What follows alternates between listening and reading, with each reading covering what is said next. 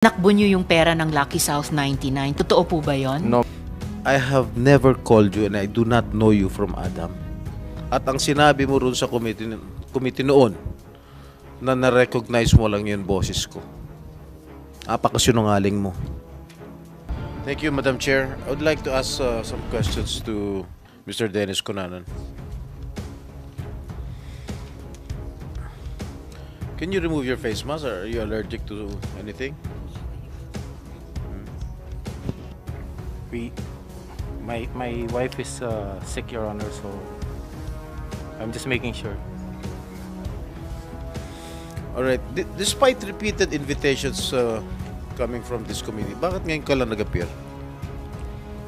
Your Honors, the first one was I was represented by my lawyers. The second one, Your Honors, we did not honestly receive the subpoena. You did not? We did not receive, Your Honors, the subpoena. Okay, where are you connected right now?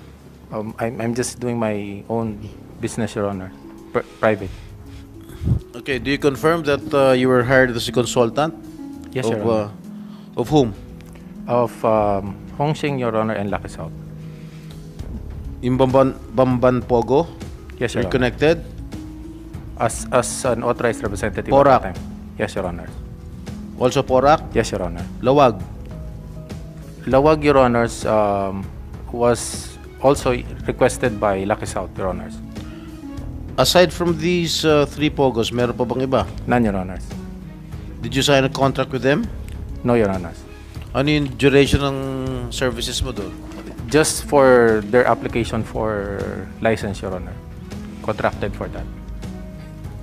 What initially attracted you to become involved in the Pogo industry? We, honestly, Your Honors, we were not even in that line. Excuse me? We were not in that line. You are not? We're not in that line of work, Your Honors. How did you become a consultant there? When we were looking for a site office in Pampanga, Your Honors, because we were being asked to help one municipality in Central Luzon with their bid for cityhood, we got across these people in Lucky South at that time, and they were connected to us by the area where we were looking for the office, and they said they were trying to find somebody who can help them work on their applications. So we said we don't know what it's all about, and they said we can help them look into their documents and everything. We said we will check first if we can help you, and then we'll get back to you. So that's what we did first, sir. And then when we check on all these things, we did the research. We found a checklist from the website of PAGCOR, and we gave it to them. And we told them, this is just the checklist. Maybe you just have to comply, and then you're okay. And they said, can you help us comply? I said, I don't know how to do it, but if you know the documentation there, it's very easy. If you have all these requirements, I suppose we just put it together and then submit it. So that's what we did, Your Honors. Okay. How much was your income or professional fee? It's Doon sa tatlong Pogo na nahawakan mo? on a per work basis, Your Honors. We were they paid us based on man hours that we have. Mr. Cunanan, please proceed. Also, it's a man hour on a base of man hour consultancy work, sir. Parang based on an hour basis na dinivote namin, tapos yung milestones pag may natatapos ko. Okay, specifically, magkano kinita mo rin sa Bamban Pogo? Dun sa Bamban, sir. Magkano yung consultancy fee mo dyan? If we're not, sir, as we have reported, it's about 150,000, sir. 150,000 Pesos, sir. per month? Nung tinapos namin, sir, yung trabaho. Ilan months ka nag-consultancy ron? Mga 3 months siguro namin, sir, tinrabaho lahat yan hanggang 4 months. Parang ganun. As a consultant, ano ginagawa mo dun? You Pinapakita, prepare what? sir, hindi May lang kinakausap ka sa PAGCOR? wala, sir. Ang nangyari, sir, meron sila kasing mga group nila.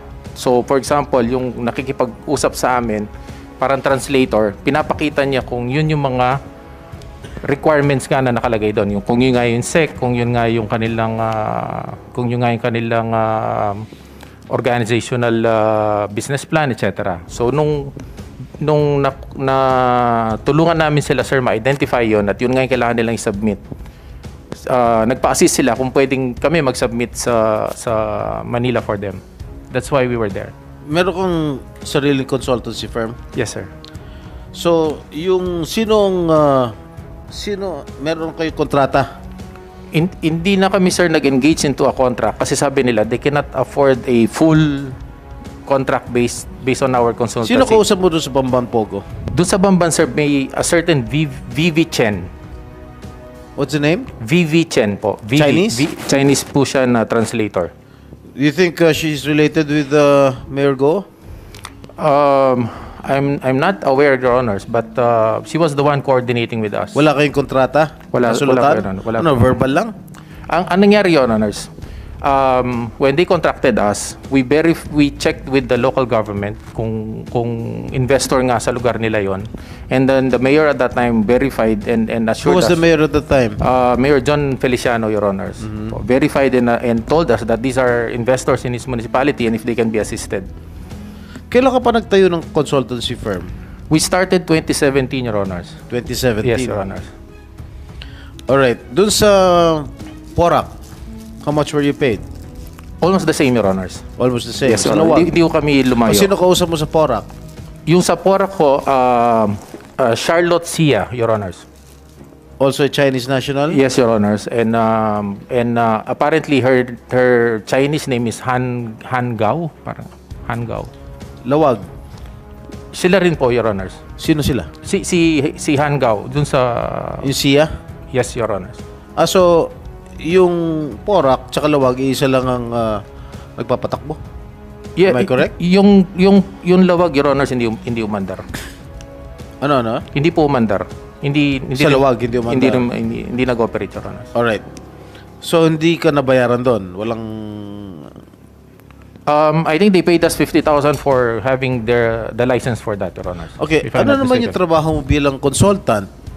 Ikaw ba yung naglalakad ng papeles nila para sa permit?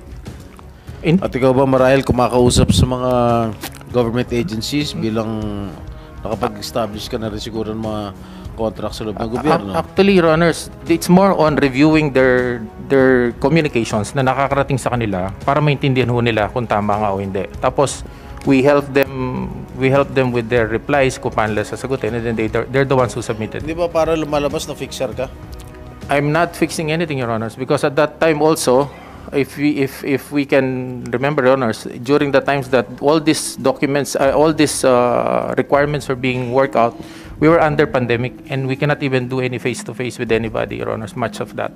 Because according to the chairman of PAGCOR, si Chairman Tenko, during the previous Senate hearing, pinagkatiwalaan kayo ni Cassandra Lee Ong. Do you know her? Yes, Your Honors. At kayo raw ang authorized representative na pinagbigyan ng 6 months na buwis nila sa PAGCOR. Tama ba? How did you know Cassandra Lee Ong? She was one of the employees there, Your Honors. Of Lucky South. Na involved sa Pogo? Yes, Your Honors. Sa Porac to, no? Yes, Your Honors. Okay. What can you say about the statement of PAGCOR chair? Your Honors, Na kinubra mong pera na Lucky South 99? we strongly deny that, Your Honors, because if Hindi mo raw binayad sa PAGCOR? even for the sake of arguments, Your Honors, if you will look at 6 months is 150 per month after $50,000 per month. That's not even supposed to be $500,000. That's supposed to be about $900,000. And when we parted ways with Lucky South, Your Honors, we parted ways well. I left them June of 2023 because at that time, after the meeting with PAGCOR, where they called for an executive meeting among Pogo operators, where I represented Lucky South at that time as an authorized representative, they already came out with the new guidelines, and the new guidelines specifically mentioned about authorized representative being already as liable as key officers. If I may, SP Pro Temp, interject. Dagdag lang sa tanong ni SP Pro Temp. Opo, ma'am.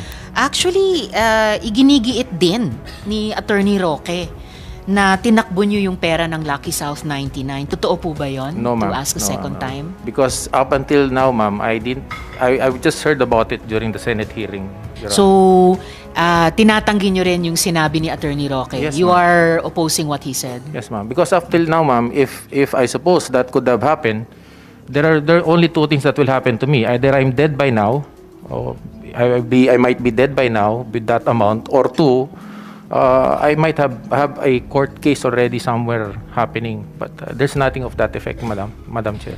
Attorney Roque, ginigiit nyo pa rin ba na tinakbo ni Mr. Cunanan yung pera ng Lucky South 99? Hindi po nanggaling sa akin yan. Yan po isang ayon doon kay Cassie Ong.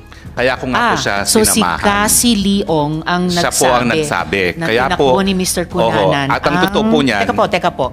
So, si Cassie Leong ang ayon or nagsabi Tama na po yan. tinakbo ni Mr. Cunanan ang pera ni Cassie Leong sa Lucky South 99. hindi po niya pera, yung pambayad sa PAGCOR. Of course, that's ng what I Lucky mean. South. So, Opo. tinakbo ni Mr. Cunanan, yung binanggit din ni Mr. Cunanan ngayon lamang na 6 na buwang buwis ng Lucky South 99. Yan po ay isang ayon kay Cassie Ong. Yes, and therefore, sinamahan nyo siya sa PAGCOR. So, itatanong ko pa po yun mamaya.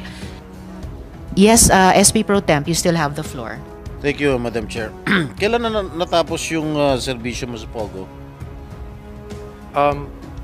Yung technical work ko namin, Your Honors, immediately terminates upon issuance of their license. Tapos When was this? like yung sa Lucky South 2021 nila nakuha yung lisensya nila. Ang ganun din ho yung sa Hong Seng naman 2021 if I'm not mistaken no nakuha nila 21.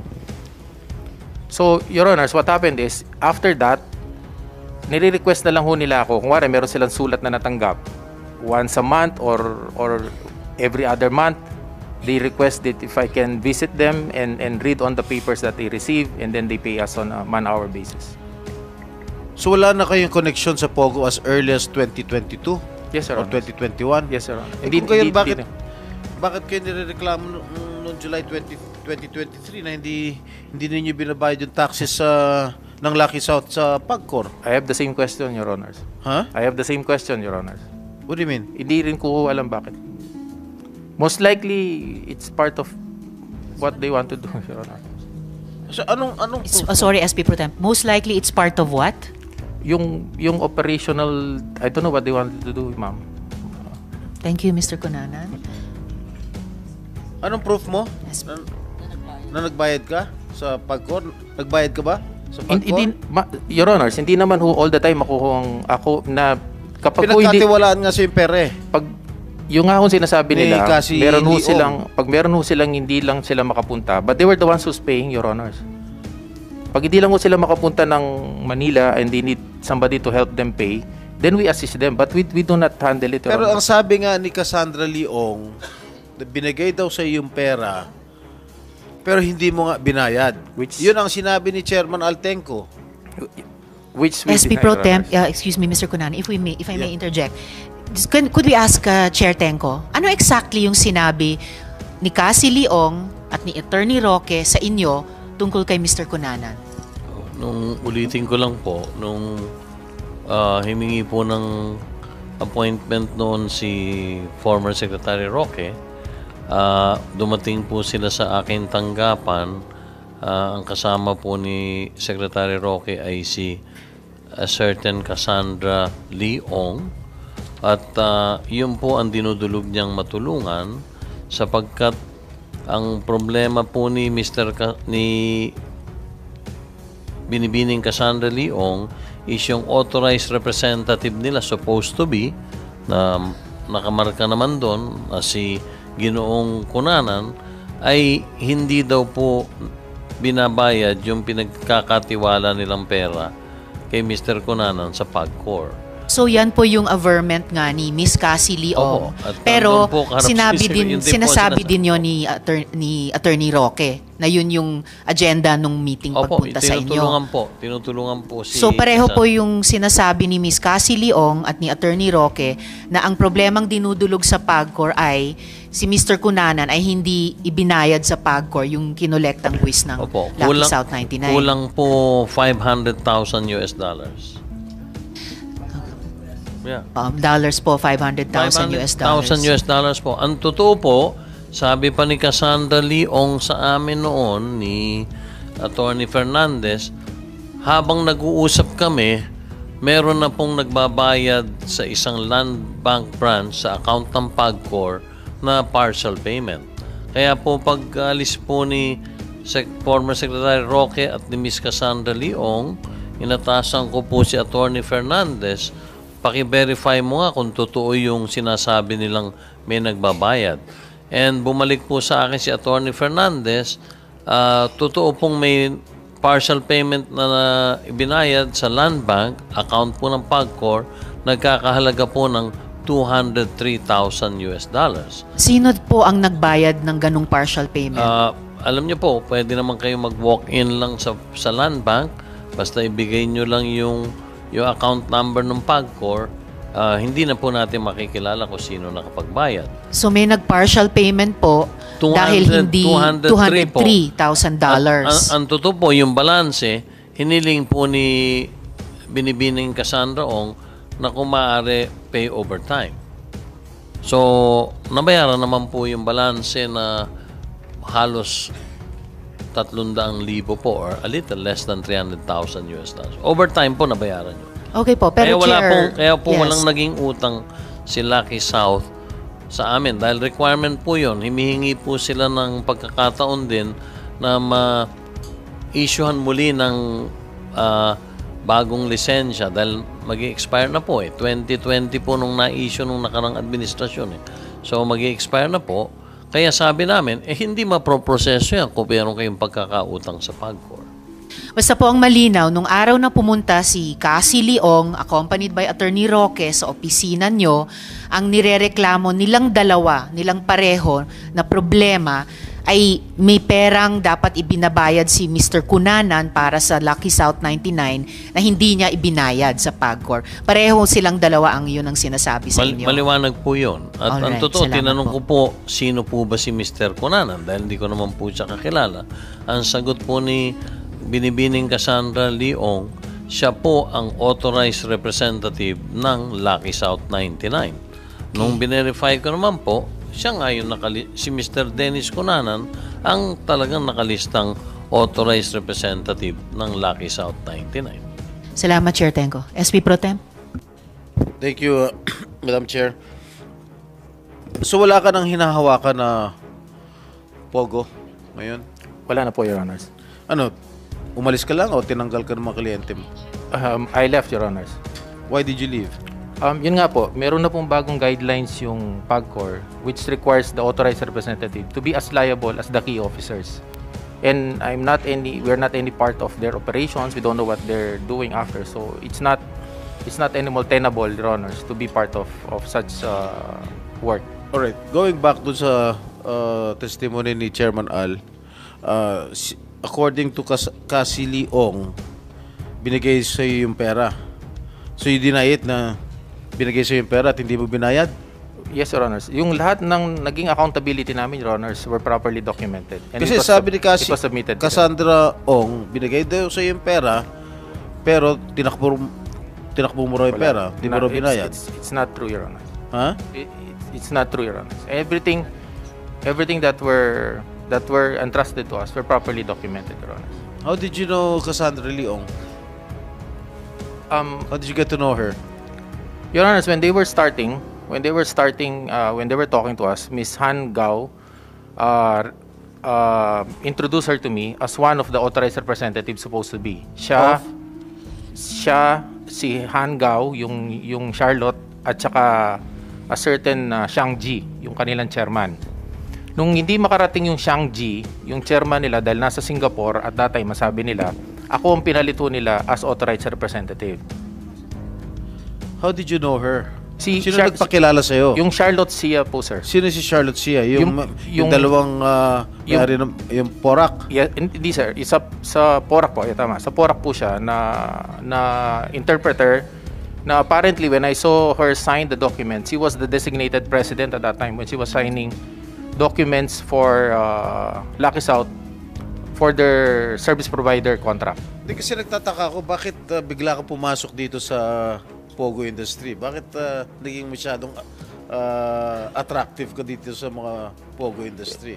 We were not really attracted, sir. What happened is we were looking for an office in Angeles at that time because we have a client who wanted us to help them with their cityhood campaign in Central Luzon. So maganda pong area, taga Pampanga rin po ako, maganda yung area ng Angeles for our operations. And then, itong mga to, inintroduce sa amin na investor nga po dun sa area kung saan kami tumitingin ng office, sa Porac. At sabi, they're looking for somebody who can help them work on things. So, doon ho nag-umpisa yun, sir. Okay, during the duration ng ikaw ang consultant nito mga Pogo na ito, was there a time na nakapag-negotiate ka, nakapag-bargain ka sa Pagcor, halimbawa? No, sir. I didn't even have any chance to go to... Kasi kailangan ng lisensya ng Pagcor. Am I correct? Yes, sir. Wala ka bang kinakausap na tiga Pagcor? OGLD lang po yung kausap. Para expedite yung lisensya ng wala ko kaming ganun, Your Honors. Kasi, ang kausap lang ho namin nun, security guard. Pag may kailangan kaming hingin na documents na nakukuha namin sa baba, sa security ground floor. guard? Yes, Your Honors. Doon nila iniiwan. Kuwari, OGLD lang po yung kausap namin. Bakit security guard? Hindi, iniiwan ho nila sa security guard, Your Honors. Kasi may pandemic noon, bawal pumanik sa mga offices ng Pagcor. So, dun sa security guard sa baba, dun namin nire-receive lahat ng documents. Dun din namin po pinapareceive yung mga documents. Alright. Aware ka ba sa mga kasong final against you ng CIDG, na PAOK? Yes, Your Honors. What is the status of the cases? We're waiting. We just received the complaint, Your Honors, and we're working on our affidavit on it. Why do you think that they filed the cases against you? There was actually, Your Honor, there's no allegation there. It was just mentioned that I was an authorized representative. Alright. Mr. Chair, wala bang pending na kaso against Mr. Cunanan? Kasi alam ko meron din dating ban, hindi siya makaalis ng bansa. So, resolved na ba yun? They are still ongoing, Madam Senator. So, are you helping in a capacity as a lawyer, as a liaison to all of these companies? Are you a lawyer, sir? No, Your Honor. So ba't opisina mong nilapitan para Hindi ho nilapitan, Your Honor. Nagkataon nga, nagkatagpo kami ho dun sa lugar kung saan kami naghahanap ng office. Tapos nandun din sila, dun sila nag-invest. So, is your company a realty company? Is it a consulting company? Consulting company, Your Honor. I'm sorry, what? Consulting po. Consulting company. It seems like you tend to attract certain mindset and group of individuals. Anyway, thank you. Thank you, Madam Senator Grace. Mr. Cunanan, are you the same Dennis Cunanan who was a former TLRC Director General? Yes, Your Honor. You have been sentenced by the Sandigan Bayan for graft to 10 to 18 years for malversation.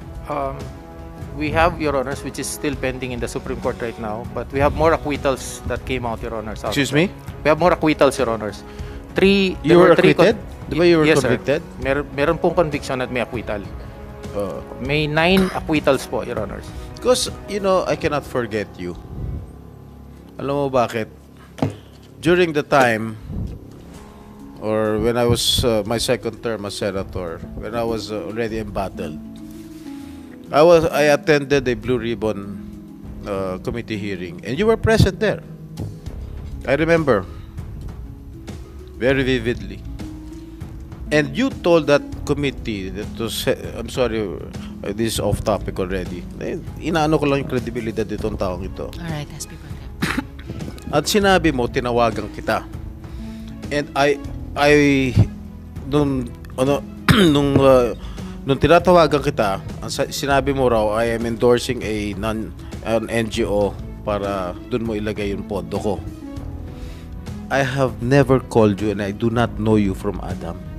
At ang sinabi mo rin sa committee noon, na na-recognize mo lang yung boses ko. Apakasinungaling mo. Naalala mo yun? Naalala mo yung sinabi mo? Na na-recognize mo lang yung boses ko? Hindi naman kita kilala, hindi naman kita tinawagan? Naalala mo? Yes, Your Honor. Tinawagan ba kita? If I can recall at that You time, just Your saved Honors, your skin. No, Your Honors. If I can recall at that time, it was Ben Hurluy who called, not me. It was? It was Ben Hurluy, Your Honors, not me.